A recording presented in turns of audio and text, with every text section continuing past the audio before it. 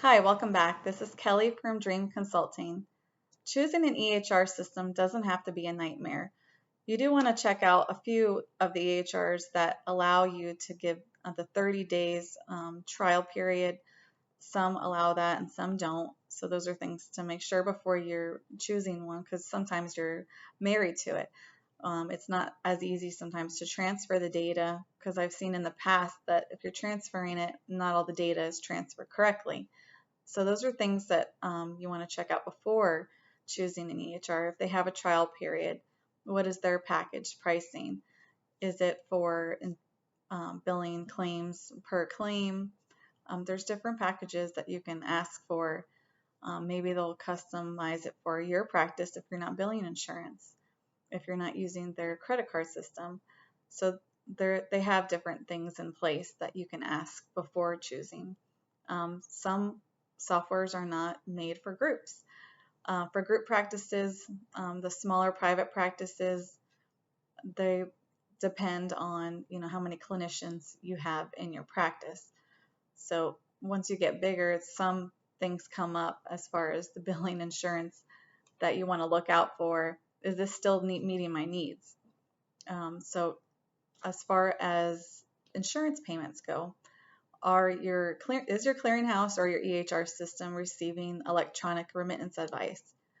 It's like the EOB that you would have received in the mail, and if it's posting accurately to your EHR, you'll see the patient responsibility amount, the insurance payment, any adjustments that the insurance took from if you overbilled your contracted rate, they'll adjust that off. But you want to make sure that they're posting it accurately to your EHR and that you don't have to do a lot of edits in your insurance payment or billing section. Some of the ones that I've used in the past are Office Ally, Simple Practice, Therapy Notes, Theranest. I've used CollabMD and Medisoft. Those are for bigger facilities, but for anything for mental health private practice, there's many to choose from. I think I've heard of Cario and a few others. So just choose the right one that meets for your group or private practice, however big or small that you are. Also, there's things that you want to look out for when editing or viewing a claim. Some softwares allow you to edit the claim before you submit it.